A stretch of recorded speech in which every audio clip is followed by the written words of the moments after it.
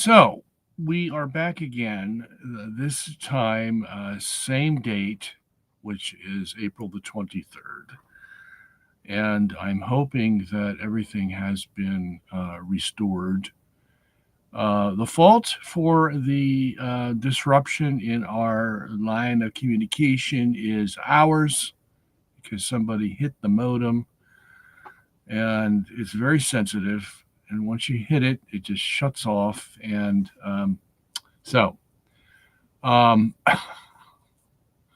we are back. And if you have been searching, you might be able to find us again on YouTube. So I'm going to continue with my question that I had started with here. And hopefully those that are interested will come back in. Okay, so we got somebody coming back in, looks like. All right, let me deal with this one question here first. All right, I have a question about the collection of dogmas of Ludwig Ott. 272 of them are called de fide. 84 are called sententia certa, and 41 are called sententia communis. Okay. To me, it is not clear what the difference is in authority and which are infallible, and or you can doubt the others. Yeah. And this is from Chan. Thank you, Chan. Chan is a pretty smart kid or man because he sees some of the things that we don't often see in our Catholic faith. Look, the Catholic faith is not a perfect faith, okay? And of course, that depends on your definition of perfect, but it's not perfect in the sense that we have all the answers and it's just a matter of, uncovering them sometime, okay? We have to work for everything we've got, to be quite frank with you. And men have spilt their blood over trying to get these truths. Men have had their reputations ruined trying to get to these truths. Men have been in poverty for their whole lives trying to get to these truths because they know this is it. This is all there is, the truth of why we're here, where we're going, and everything in between that. Okay, this is it. So it's worth giving your life over. Nothing else this world has to offer comes even close. If you want to go have fun, yeah, go have fun, but you're going to find out sooner or later it doesn't do anything for you. It's fleeting. It's here one day, gone the next, blah, blah, blah. So why am I going through this? Because 84 are sententia certa, okay, which means we can't say they're infallible. We just think that they're true because of other things that we know. And then you have a whole other category, sententia communis, this is the sort of the common view that people have. Whether it's right or wrong, we're not so sure, but it's the common view. Okay? And this is after 2,000 years of struggling to get to the truth. We have whole categories of truths that we're not certain of. And some where we could say, yeah, we're pretty certain, but we're not, 100% certain. So why is that? Do you see God coming down here every day saying, hey, here's your checkoff box for the things you got right, things you got wrong? Does he do that? No. We're left on our own. And the Spirit's guiding us, leading us. Who knows how that happens? Okay? The Spirit works in strange ways, mysterious ways, as Jesus even says. And his thoughts are way above our thoughts. So, we don't have a checklist that we can go down and say, this is right, that's right, that's right, that's right. Oh, perfect day. Okay. Even after 2,000 years of struggling with these doctrines. Okay. I mean, like, talk about Christ being begotten of the Father. And we even changed our creed to say consubstantial with the Father. What does all that mean? St. John Chrysostom said, yeah, he's begotten of the Father, but I couldn't tell you what begotten means. So, so we struggle. And we're proud of the fact that we've got at least 272 of those dogmas in Ludwig Ott's book. And some of them, he says, are de fide. And I looked at them and I said, well, I don't know if I'd go that far. So he has, a lot of this is his opinion, but he's a well-researched, intelligent Catholic theologian of his day. So we respect his opinion. And so we don't read his book with skepticism, although there are sections where, I've looked at it and I'm going, I don't know about that. Okay. But at least we have a good number of these doctrines that we can say are de fide. Let's say he's off by 50 and it's 212. At least we have that many. Okay. De fide, of the faith. No arguments. Wow, that's pretty good. Okay.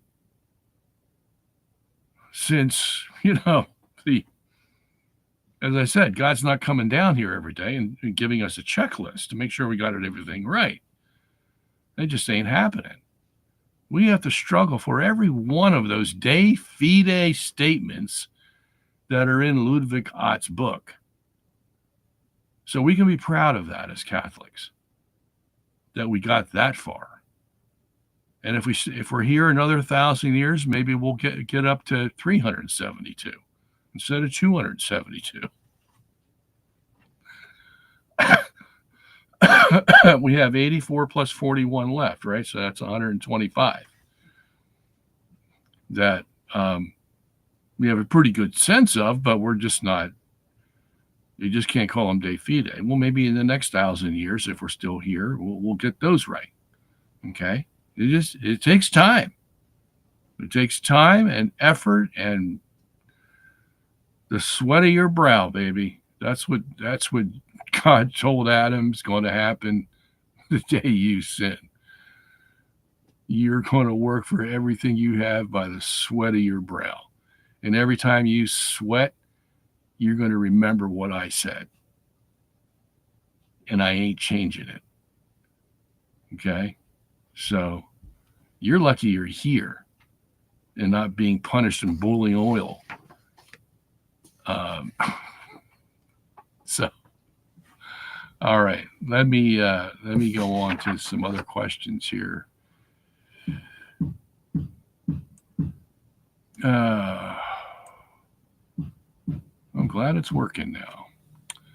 Dear Robert, since Hebrews 1 and 2, Galatians 3:19, Acts 7:38, Acts 7:51 to 53 rejects the notion of Christ revealed on earth before his coming as the fathers have, can you explain the verses to deniers? I'm trying to figure out the object of your question.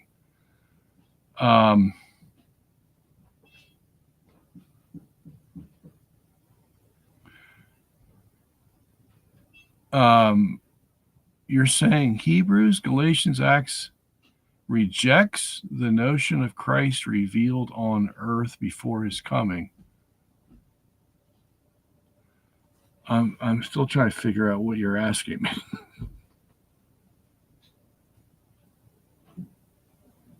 Maybe you can, Lev, maybe you can ask it with different words and different grammar because I'm just not getting it. I'm not getting what you're asking. Unless somebody else out there knows what Lev is asking and wants to explain it to me. I'm just not, I don't know. I'm just got a mental block here. I just can't get to it. So, all right. So, Pac-Man over here says, what did Jesus mean by it is finished? John 19, it is finished. There's a special thing about that in the Greek that if I remember correctly,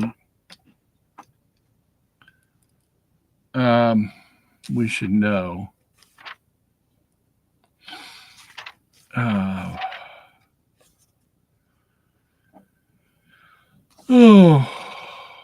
Gosh, it's getting hot in here for some reason.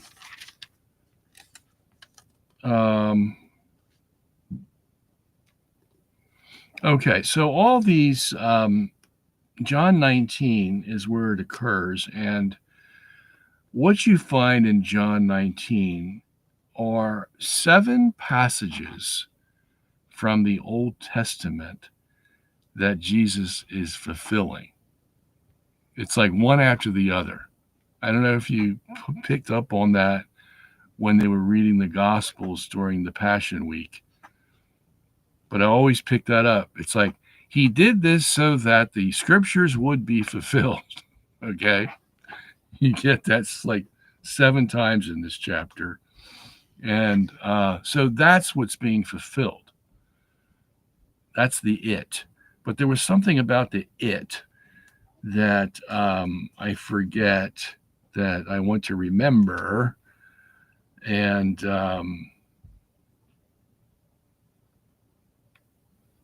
it's like this passage, after this Jesus, knowing all things were now accomplished, that the scripture might be fulfilled, saith, I thirst. It's almost as if like Jesus has this list of scriptures that he has to fulfill. All right, got that one fulfilled, check. Got that one fulfilled, check. And it almost seems like that when you're reading the gospel. And then, of course, you get the last one where it says, it is finished. And then he dies. Okay, well, the it there refers to all those scriptures that have to be fulfilled. Okay, because if Jesus doesn't fulfill them, and you wonder how much leeway he has here. I mean, like, let's say he didn't fulfill one. He just forgot to fulfill it. I mean, you see how your mind can go and think of all these possibilities. And if you're not careful, they could lead to heresy. So at any rate, that's what it refers to. So I can't go any further than that right now. All right.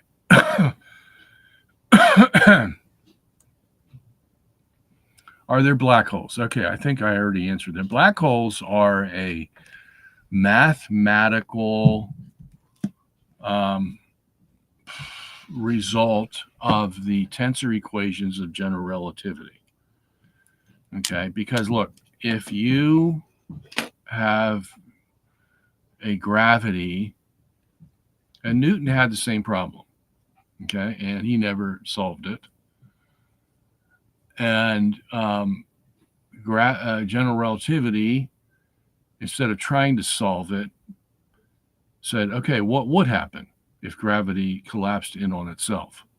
Okay, so let's go back to Newton first. You have Newton discovering that a mass like the size of a planet has gravity, and it attracts moons. If you're on that planet, you throw something up in the air, it's going to come down. And in order to escape the gravity of that planet, you have to have an escape velocity. And ours is, 32 feet per second, or 9 meters per second squared. And you have to have that velocity in order to escape the gravity of a particular planet, whether it's the Earth. Well, the Earth is not a planet. Whether it's Mars, Jupiter, or even if you're on Earth. By the way, the Earth is not a planet. The planet is something that moves. Okay, the Earth doesn't move, so it's not a planet. So what do you do with that? If you know that mass has gravity and that there are many masses out there, thousands, millions, billions, trillions of masses, and they're all going to be pulling on one another, right? Because that's what gravity does. I mean, that's Newton's equation of gravity. F equals gm1 times m2 over r squared. You got mass 1, mass 2. They're pulling on each other. And the tension or the strength of that pull is determined by the r squared underneath the denominator. And so the further they are away, the less gravitational pull there is. The closer they are, the more gravitational pull there is. Okay. So let's say you have this universe with all trillions upon trillions upon trillions of these masses, some bigger than others, and thus having more gravity, pulling on one another. Well, just extend your thought a little bit. The ultimate result is that they're all going to be pulling and they're all going to fall in on one another and make this big, massive ball. Okay, so there's no distinguishing parts anymore. It's just a massive ball that is not stars and planets and everything else anymore. It's just a big, massive ball. Well, if that were the case and the universe is infinite, that would have happened a long time ago. So this is the problem with infinity. They throw around infinity like, it's just easy to do, and it's not. Because when you start talking about infinity, we've been in here for infinity, well, then anything that you propose that should happen or will happen should have happened a long time ago before you even started talking about it. Okay, that's the problem with dealing with infinity. So, but the only way that Newton could figure out how to deal with that problem was to make the universe infinite. Okay, because once you put a limit on it, then that means that the conflagration of all those bodies coming together should have happened a long time ago. And obviously that's not the case. And so something's wrong somewhere. Okay, so gravity's not so simple a concept anymore. Now you have ramifications from it that, start making contradictions in your theories. And you got to start all over again. Okay. Well, and this is what led Newton to the idea of an infinite universe, because an infinite universe can't collapse on itself. Think about that. Can't collapse on itself. All right, so that was easy to live with. And what did that do? Well, what that did was it made this universe something that was unchangeable, unmovable, on this, on that. It was just out there, and it was inert. And what we have left to deal with is what? The sun and the earth, Mars, Jupiter, Saturn. That's it. That's what you're left with, because why? Because you see those things moving. And if those things are moving, then they're not like the universe that's infinite and unmoving. You see? You got these moving objects. Okay, so if these are the only moving objects you have to deal with, then how are you going to categorize them and make them distinctive and say what's going around what? Because something is going around something. That's for sure. That's what we see every day. We see that sun going around every day. We see the stars going around every day. So something's moving around something. Well, how am I going to distinguish one from the other? Because it's either the Earth that's rotating underneath those fixed objects or the objects themselves are moving. We only got two choices. So, how are we going to pick which one is right? Well, here's how we do it. We've already made the universe inert, unchangeable, unmovable. We know these things move. All right, so if these things move and we believe in gravity that got us to this place in the first place, well, then if you have an object with more gravity than the other, then that object's going to do what? It's going to suck in that smaller object. All right, so let's keep thinking. Then how's that little object going to avoid being sucked in by this big object? He's got to move, and he's got to move pretty fast. Like a lion hunting a gazelle. That gazelle better move fast or the lion's going to get him. And same thing with the sun and the earth. That earth's going to have to move pretty fast or that sun's going to get him. And, that speed, according to the mass of the sun and the earth, is, 18.5 miles per second. Pretty fast. Okay. But you don't want it to move too fast. You can't have it move 19.5 miles per second because then it's going to move so fast that it escapes the sun's gravity. Can't have that. You see, so everything's got to be pretty precise. And that's how you get to the heliocentric version, you see. Because you've made the universe inert. Can't change, can't move, can't do anything. It's infinite because we have to deal with this gravity problem. And you deal with one issue, but then it brings up a whole other mess of issues that you now have to answer, you see. And that's where physics has been for the last 500 years. They solve one problem, but that creates three more. That's where the Big Bang Theory is right now.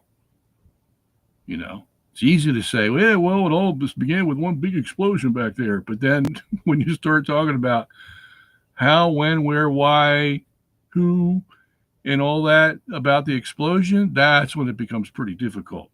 Those are the questions they can't answer today. Okay. The concept was great. Same with Newton.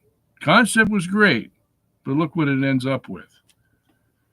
A system that you have to say is separated from the rest of the universe and can only work if it has the sun and the earth as its objects.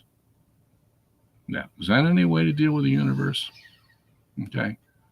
So these guys came along, Einstein, Mach, and the whole entourage, and said, well, the whole concept is wrong.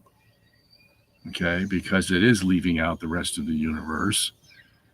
And he didn't do anything to explain how gravity works. All he said was that it works. Any fool could say that. Question is, how does it work?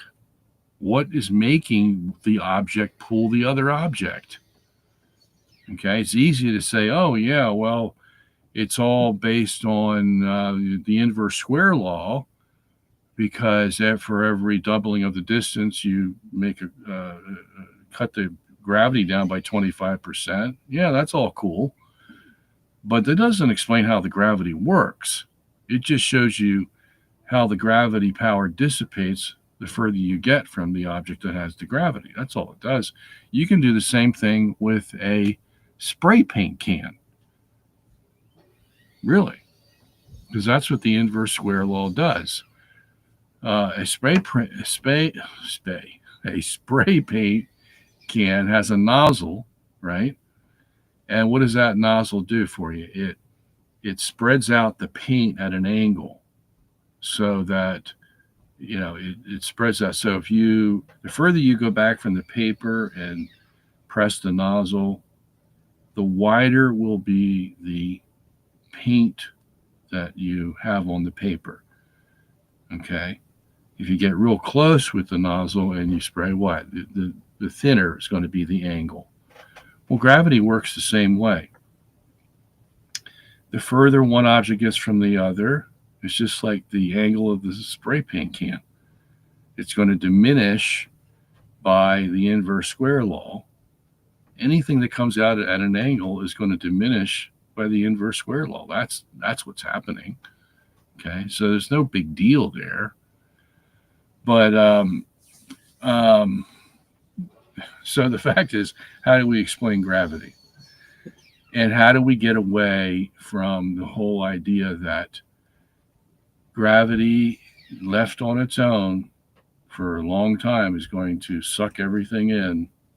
It doesn't matter how fast or slow it occurs. All that has to happen is that it occurs, that it starts to pull in on itself. And you can give it enough time, and eventually it's going to pull into a ball. However much time you give it. You give it 1 billion years, 1 trillion years, quadrillion, whatever you want to give it. Eventually it's going to go into a ball.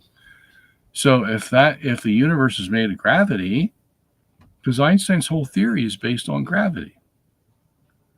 G equals 8 pi tau is gravity equals 8 pi, which makes it similar to Newton's F equals ma. And then you got the tensor, the tau tensor, energy tensor. Okay, so it's a very simple equation, but it's all based on gravity. Okay, so if you have gravity essentially doing the same thing in Einstein's theory as it did in Newton's theory, that is, it's pulling. Well, okay, this is where Newton or Einstein had problems that he had to fix, because he thought that he could have a steady universe where the gravity was sort of balanced out. And then when Hubble came along, Edwin Hubble, and supposedly found out that the universe was expanding. Now, he didn't really. He just used that as an excuse. And I hope you all know the Hubble story by now. I've said it probably 24 times on this show. But the expanding universe idea came from Edwin Hubble. Why? Here's why, before I go on with Einstein. It came from the fact that when he looked out into the galaxies all around him with the new Wilson telescope, 100-inch telescope in California, that he saw all the galaxies had redshift. And if they all had redshift and no blue shifts, guess what? That means the Earth is in the center of the universe. And he writes this in his book. So I'm not making this up about him. He struggled with this. So how do we get away from an Earth in the center of the universe? Because I'm seeing redshift in all these galaxies. How do we get away from it? Here's what we do. We get away from the center idea totally. That means we exclude Euclidean geometry, and now we're going to use Riemannian two-dimensional geometry that gets rid of the center, and we only have a surface. And we'll put all the galaxies on the surface. And then we'll expand that surface and have all the galaxies separate from one another. And what are they going to see if they separate from one another? They're going to see redshift, all of them. Everywhere they look, they're going to see redshift. So now we have an explanation to the redshift. Okay? We just keep the universe expanding. And so Einstein sees this and says, well, wait a minute. My universe was steady. It wasn't expanding. So now I have to incorporate an expanding universe? How can I do that? Well, here's what I do. I add a little fudge factor into my G equals 8 pi tau equation. And it's going to be G plus lambda equals 8 pi tau. Oh, that's easy. Yeah, it was easy because he was in control of everything by that time. This is the 1930s. Einstein was a god. he was a god. God God. People worshipped him. Okay? Because he had his wand of mathematical equations that he could wave anywhere he wanted to, and people would follow it. So all he had to do was put in a little fudge factor, and everybody's happy now. So now we have gravity minus a factor that's going to slow it down equals 8 pi tau. So now we have a fudge factor that lets it expand just a little bit, but not enough that we have to worry about it, you see. And so that's, how he slowed everything down. Now, of course, we have a super fast expansion beyond the speed of light. So what they do is they take the lambda and they put it on the other side of the equation so that we can have a super fast expansion. And we'll worry about problems later. That's where we are right now with cosmology in the accelerated expansion of the universe, way beyond Einstein's idea. But see, what they're trying to fight is what? You're trying to fight this idea that if you don't do something about gravity, and that's why the super expansion helps now, because it's fighting this gravity, pulling everything back together. We don't want that, because if we believe the universe or the multiverse is infinite, then if gravity pulls it back, it should have happened a long time ago, and we wouldn't be here, you see, to talk about it. But evidently we are, so that means gravity has come under control by something. Okay? See, now the geocentric universe has no problem with this. Oh, and by the way, if you don't deal with the gravity pulling everything in, then what's going to happen? Well, you're going to have pockets of gravity in the universe outside of some major masses. You just have this sort of area where you have a pocket of mass. What's going to happen? Well, that gravity is working long enough and hard enough, and the bigger the mass gets, the stronger the gravity is. Okay? So you have this little pocket of gravity, and then it's sucking in everything else around it. And the more it sucks in, the stronger it gets, and the more it wants to suck in everything else around it, until you get to the point where it sucks in so much that the mass collapses, and you have, it's even denser than a neutron star. Okay, that just has neutrons and no electrons. This is even denser than that. Okay. Because the mass has been super compressed. That's what a black hole is. Now, that's only theoretical, because you can work it out mathematically when something's going to become a black hole. Okay? And that includes the Schwarzschild radius. It includes the event horizon and all that. Those are the limits of where something outside of the ordinary now becomes a black hole. Okay? And that, again, can't be proven to exist. It only exists theoretically, because that's where the math leads. Okay? And that's inevitable. And even Hawking said that about general relativity. He said it's going to meet its demise because it can't do anything about creating black holes everywhere. See? And if you let the universe go on long enough, you're going to have black holes around every corner. And again, you have a demise of the universe, which, if it's infinite, should have happened long ago. Okay? Keep coming. We keep coming back to that, because they keep saying it's infinite. All right, if it's infinite, then any theory you have about what may happen should have happened a long time ago. So they're stuck. Now, the geocentric universe doesn't have these problems. Why? First reason is because we don't have an expanding universe. We have an accelerating universe, but it's accelerating in one direction. It's going around. Okay. And that's the safest place to be. Why? Because first of all, what does that do? That combats the gravity problem.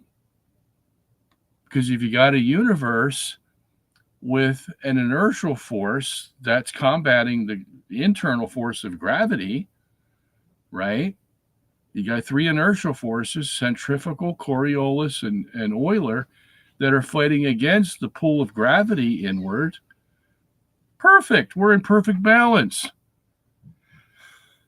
That's why this thing can go around and around and around every day and never be disrupted, never have a problem with too much gravity, because you got inertial forces balancing out the gravity issue, and you never have a problem.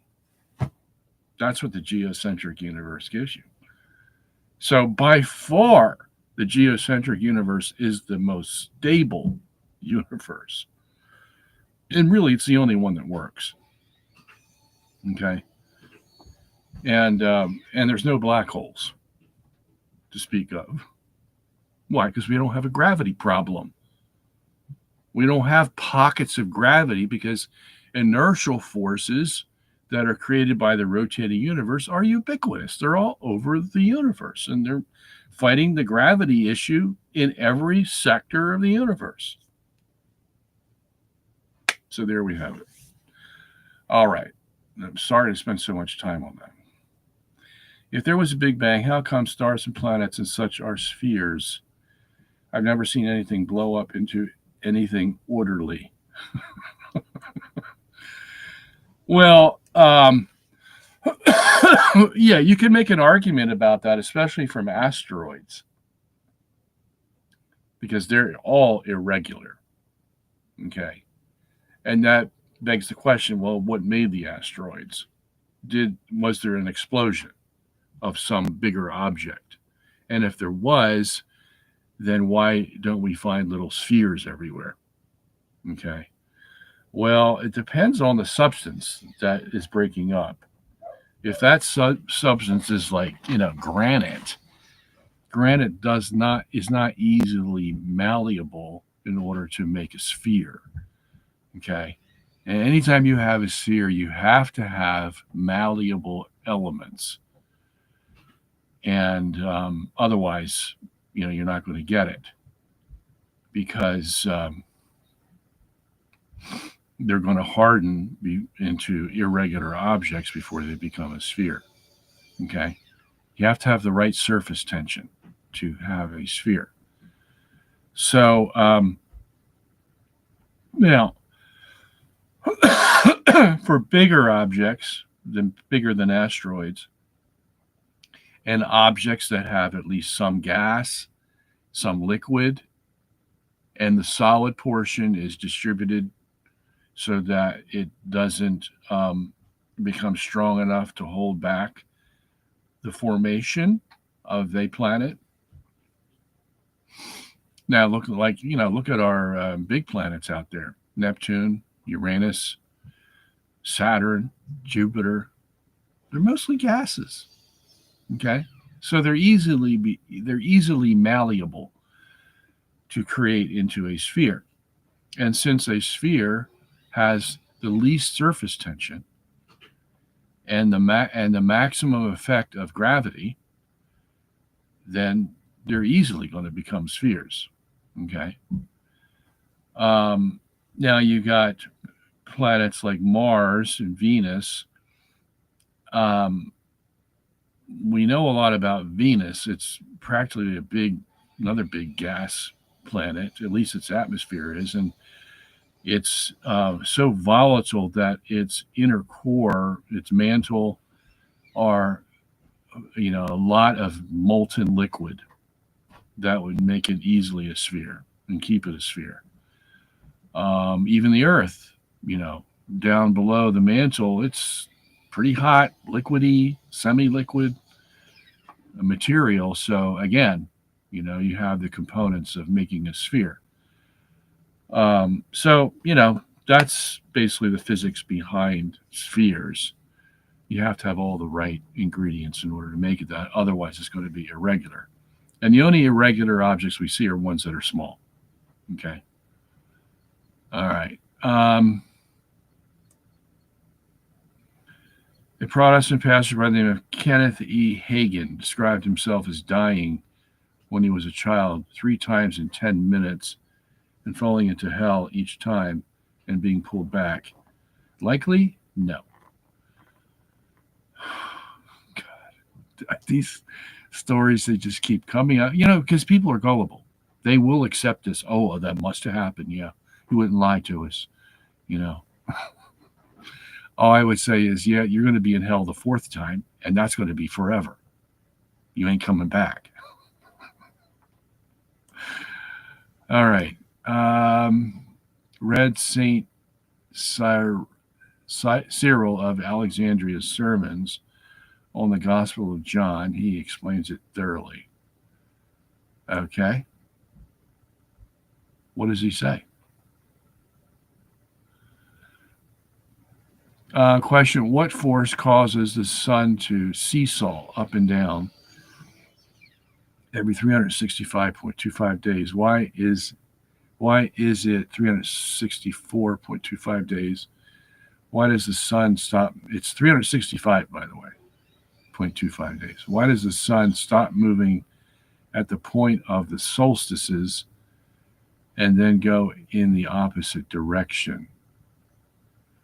All right, the sun is not going in the opposite direction as the whole universe is. Okay, so with the universe rotating around the center of mass, which is where the Earth is occupied, okay, and the Earth is a little off center. The Earth is not the center of the universe. And Scripture never says that the Earth is the center of the universe. What does the Scripture say? It says the Earth does not move. And in physics, that's very important. Because in physics, there's a geometric center that can move and a center of mass that cannot move, at least with that system. Okay? So that's where we need to make the proper distinctions. The Earth is not the center, the geometric center. The Earth is the center of mass, which is 93 million miles from the geometric center, which is what? The sun. Okay? So the sun is going to pivot on that radius of 93 million miles, and it's going to go up and down, and it's going to go side to side. Okay, so here's what happens. You have, on the up and down, you have 47 degrees that the sun has to move, 23 and a half each season, total of 47. So it's got to move up 47 degrees and down 47 degrees. Okay, that's the vertical. The horizontal is about 3 million miles, and that's determined by the fact that the sun is 94 million miles from the Earth during the summer and 91 million miles during the winter. Okay. Did I get that backwards? Yeah. 91 million miles during the summer and 94 million miles during the winter. No, wait a minute. I did have that right, didn't I? All right.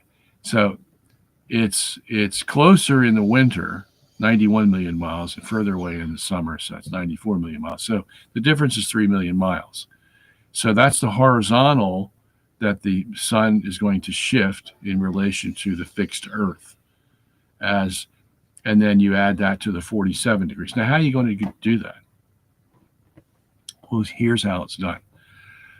When we talk about the universe rotating around the fixed Earth, we're talking about it rotating around the center of mass, which is off center, okay, which means what? The universe is going to wobble. And the technical term in physics for a wobble is precession. Okay, and you know all about precession and wobbles when you look at a toy gyroscope. You know, if you spin the wheel of the gyroscope, you put it on the desk or your table, and you watch it act. What's it going to do? Well, if you just get a pencil and just bump it a little, it's going to start precessing. It's not going to go around straight up and down. The wheel is going to turn inside, and the axis is going to precess. Okay, and that's what's going to happen to the universe.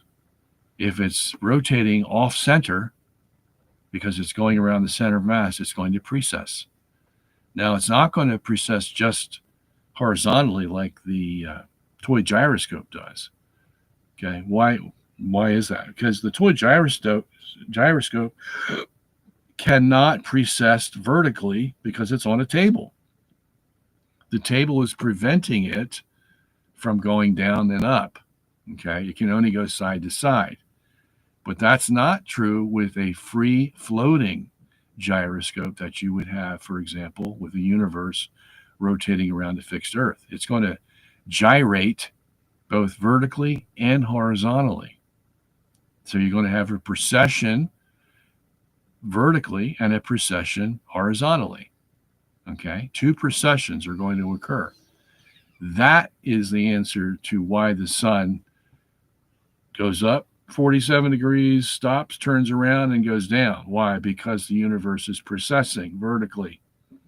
Okay? Same thing with the horizontal, the solstices, and everything else. It's going to go to the max on the horizontal precession and then turn around and go back the opposite way, just like the gyroscope does, you see? Only the gyroscope is doing this, going up and down like a figure eight, so to speak. Okay? And you can then apply that to the sun.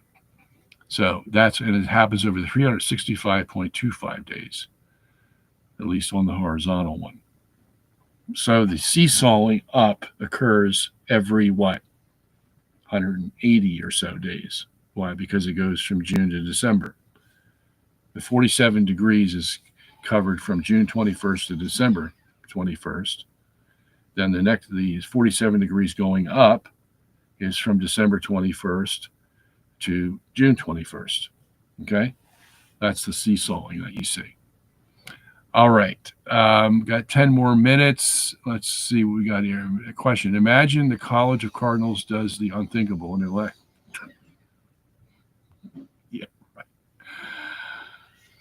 right. You're so lovable. Thank you so much. I love you too, but that ain't never going to happen, okay? And I wouldn't allow it to happen. What are the first three things you would do as the Holy Father to reform the church? If I were the Pope, the first three things I would do, I would fire every liberal I could put my hands on at the Vatican. And I would fire every liberal bishop and priest.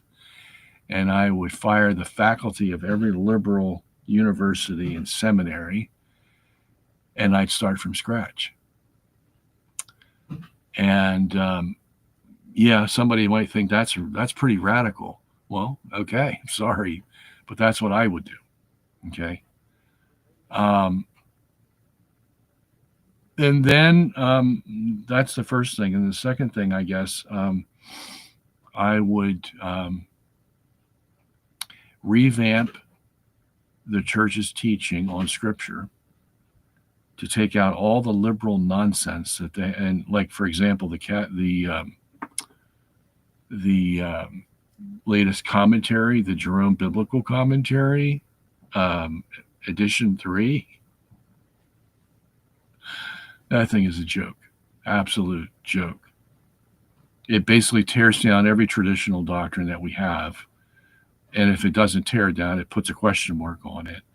Just like Raymond Brown tried to do when he was alive with the first Jerome Biblical Commentary. So we'd have to change the education in the Catholic universities, the Catholic seminaries, the Catholic grade schools, RCIA, which is another joke, you know, and make them traditional Catholicism is what we'd have to do. So first it's the people, get rid of them. Then it's the educational material, get rid of that. And then I would institute prayer like you wouldn't believe. Eucharistic adoration, prayer every waking moment. Have a priest or bishop lead the people in prayer, repenting to God for the sins of our forefathers in the last century, and promising him a revival the likes of which he has never seen. Just give us the grace to do it. That's what I would do. So first the people, then the education, and then the prayer. So there you have it. All right. Isn't Earth's atmosphere the firmament? Birds fly through it, and water is scattered throughout the universe. It's soft for us and hard for meteors. Well, the firmament now is not hard any longer. Okay. The firmament, as we have said in our videos, was made. If you're going to find one element that you need, instead of just referring it to the firmament, and you put some scientific validity on this, what element is going to fulfill what the firmament does according to Genesis 1? And what is that fulfillment? That fulfillment is this. The firmament has to be hard enough on day 2 to separate billions of tons of water, the upper water, we'll call it, excuse me, from the lower water. And you're going to have something solid and strong in order to do that. And that's what the fathers say. Okay? It's got a big job to do. So that's the first phase of the firmament. And it's unique. The second phase is what? Well, what Genesis 1 starts talking about in verses 14 to 19, which is the place into which the stars, the sun, the moon, the planets, everything is placed. Okay, well, you can't place the sun, the moon, stars in a hard substance. Okay, like the one that was in verse 2 of Genesis 1, where it was so hard it could hold up the water and separate it from the lower water.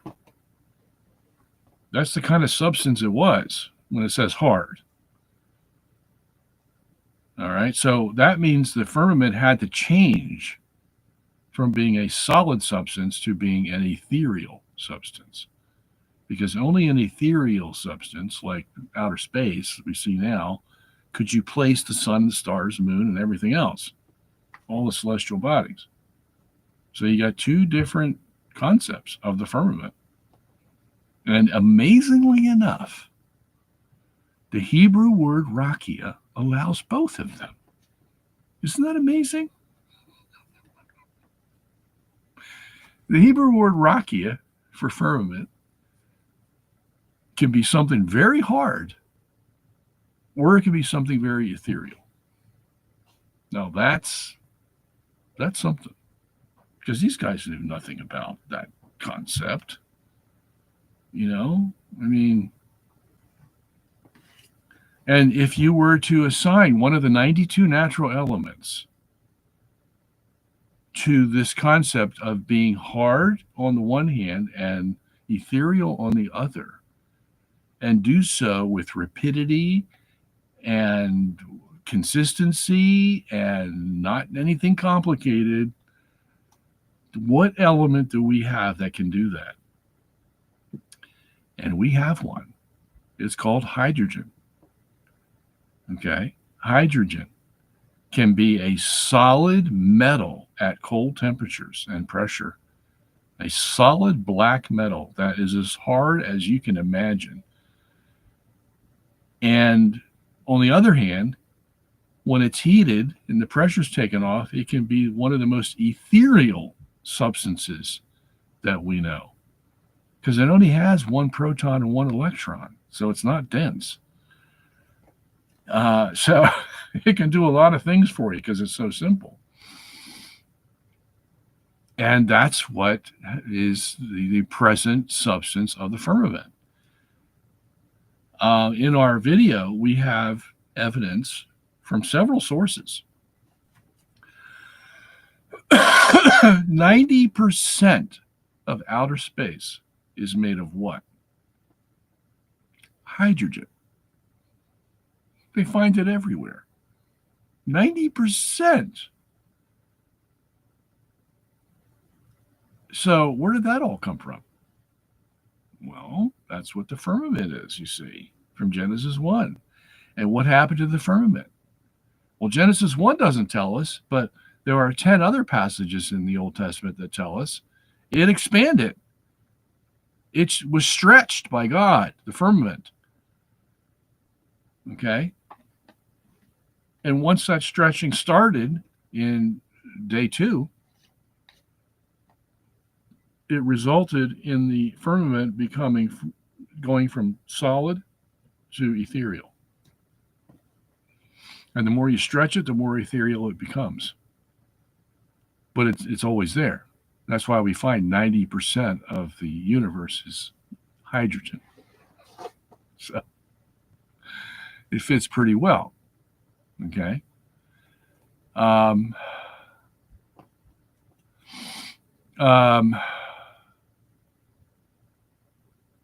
So the Earth's atmosphere is the firmament. Okay.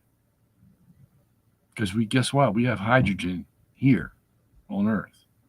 The only problem with it is it escapes a lot into outer space because it's so light. But we do have hydrogen here. And then we have hydrogen in the other zones of our atmosphere. Tons of hydrogen. And so it's here. We just also happen to have nitrogen, oxygen, to have air. Okay.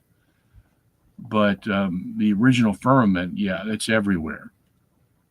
Where the birds fly, where the moon goes, and where the stars are, it's all hydrogen, all the firmament. And here's an amazing thing about hydrogen is that to see through it, to pick the right element, you have to have one that's invisible to see through it. And even hydrogen, though it's invisible, the H2 molecule is invisible, you can't see through hydrogen unless it's ionized. The electron has to be taken off, leaving the positive proton. Then you can see through it. Okay? But the H2 molecule itself is opaque, so you can't see through it. So it wouldn't serve as a good firmament, because if it's opaque, you wouldn't be able to see the stars. But once it's ionized, wow, there's the trick. And you only have to ionize one electron. It's not complicated.